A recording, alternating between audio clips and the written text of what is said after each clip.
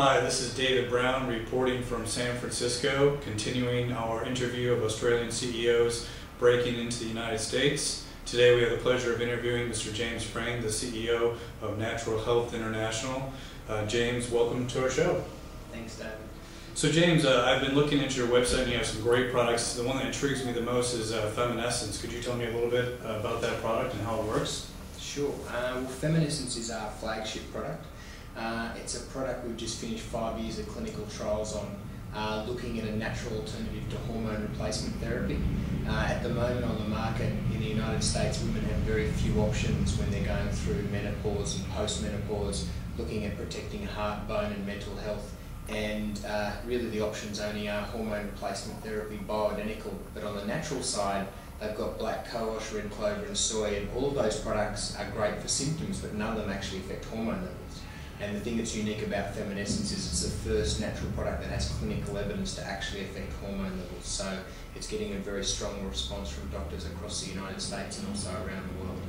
Now, my understanding was that your product doesn't replace hormones like the chemical-based drugs would, but yours actually tells the body that you should be producing these things in a normal fashion, which I guess reduces the side effects and stuff, which some of the hormone therapies have, I guess, been shown to do. Is that how that works? Yeah, well, I mean, the big thing that's interesting with Feminescence is it's a completely new modality. Instead of introducing hormones, as you mentioned, it stimulates the body's hypothalamus, pituitary, adrenal axis, which is the body's ability to create its own hormones. And because of that, it's not just affecting estrogen and progesterone, which is what happens with HRT, but it's also affecting all of these other hormones like thyroid and growth hormone. And because of this, it's having a huge effect on the entire endocrine system. So we've seen increases in bone density, improvements in the whole lipid and cholesterol profile, reductions in body weight. So it's interesting, we're having positive side effects instead of the potential negative like cancer and increased stroke rates that we saw with HRT.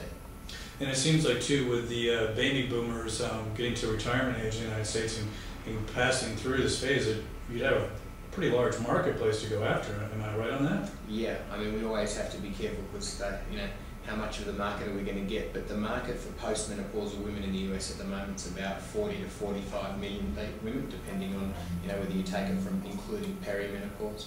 So, and that is expected to increase by, I believe, about 20%. But the thing, interestingly, if you want to take global figures, you're talking about 1 billion women by 2020 in this demographic, which is pretty huge.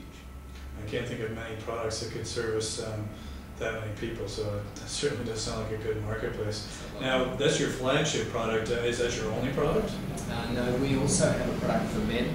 But we have a whole women's range, so depending on a woman's stage of life, one for younger women looking at hormone balance instead of, for example, using the pill to regulate cycle, one for perimenopausal women, so women who are going through the hormonal fluctuations to help balance and regulate that naturally, and then postmenopause, but also men, so men for adrenal fatigue and for their low hormone and energy levels which affect their cholesterol and all of these other, and heart disease and all these other areas. Now, would that change? Because we talked about the Feminescent product being targeted at a certain age for women. Do you feel like your products also would do the same thing for men, that they're targeted as they older they get, they're not producing the things that perhaps they did in the past? And yeah, do you stimulate that in the same way that the Feminescence product does? Well, interestingly enough, if you take heart disease as an example, heart disease is very closely connected to a person's reduction in hormone levels. So a man, our hormone levels start to decline from our mid-20s, and so therefore our risk of cardiovascular disease gradually increases,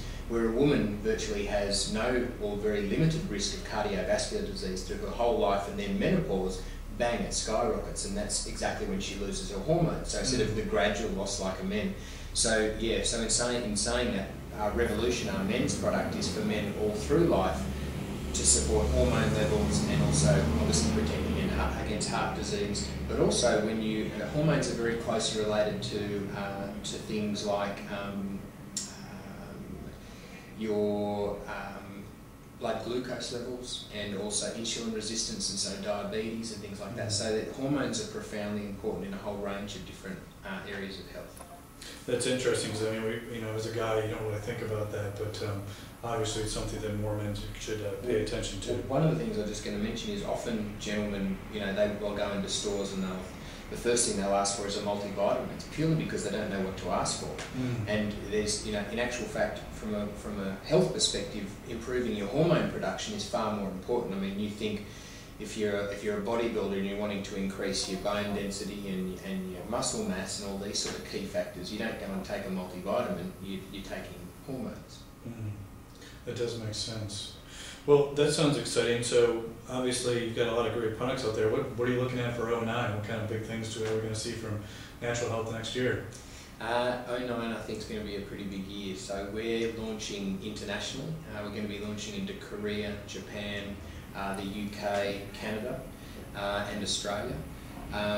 We are also going to be expanding our distribution in the United States. So we've already launched into the retail and direct channel online, and we're launching our practitioner line in January 09. But we're also going to be expanding our retail, and obviously retail's a very large section of the US market. What we're doing at the moment is also completing our second round of funding, so that we can really drive the business in the United States, particularly from a marketing perspective. So, our original funding, we did our clinical trials, we established our business, we've also established our distribution, we've got spheres of influence and key doctors on board. Now we're ready for that big push, because now that we've got that distribution, we're ready to go hard in the US market and really drive the business. So basically the product's there, the company's there, now it's a question of putting the marketing and sales dollars behind the products and making it happen. Absolutely. So that's what 09 is all about. Yeah. That's pretty exciting. So with that happening, when are you guys going to be profitable? Are you already profitable, or when might that happen? No, we're getting there. We're hoping that by the end of this next quarter we'll be profitable. Fantastic. That's pretty early, especially if you're looking for funding now and that's already happening. That's great. So I guess one of the other questions I always ask Australian entrepreneurs in the United States is, how long have you been here, and what was your entry into the United States like? Yeah, so I've been coming here with the original business that we set up since about 1997, so about 11 years. But we've gradually vertically integrated, and when we looked at launching our finished product range, we wanted to set up our headquarters in the US, and we set up our headquarters about 2.5 years ago, and then we launched the range about 18 months ago. So when I talk to most Australian startups, they don't even have a physical presence here, but you're kind of far along that chain. Yeah, we're well and truly here. That's been great. So, when I look at companies like your own, and I look at other Australian CEOs, do you have any tips or techniques or tricks or things that you've learned along the path that, from an Australian perspective, looking at the US, that you might be able to pass on? Yeah, I mean, there's a lot of lessons to be learned, but probably the biggest couple, I think, are getting people over here who are experts in particular areas that you're going to be involved with. For us, for example, it's regulatory approval and often legal and accounting issues as well. Just so that you get someone over here, one that you trust, so hopefully getting a referral from someone who you trust and you've seen what they've done and they've been successful in it, so that you get someone who can really help you with the processes, because it's not over here, it's not one country, it's about 50 different countries. Each state has different regulations and rules, and it's really important to know and get off on the right foot, so you're sort of not starting behind the 8 ball. The other thing, in line with that, is that unlike Australia, which I think is a little bit more of a top-down versus bottom-up approach, where, if you have very strong contacts and networks through television or media or through a government agency or a particular corporation that has a big presence, you can often filter and do that across Australia. Also, Australians are Australians, we're very similar culturally, but in the United States it's such a diverse and sporadic and disjointed market that you really need to address so many different areas, cultures, socio-economic states in different ways. So it's really very much a bottom-up approach. And I mean, Obama's the perfect example of that. That was his strategy, and that's what really pushed him and gave him a huge win over here, because he did that bottom-up approach, and he's still advocating it now. Well, James, I appreciate you coming and talking to us today. I'm looking forward to talking to you, hopefully in a few quarters, and seeing if you're able to track on that strategy, because it sounds like you've got a really good one. And again, thank you for your time today. Thanks, David. This is David Brown from San Francisco. Have a good day.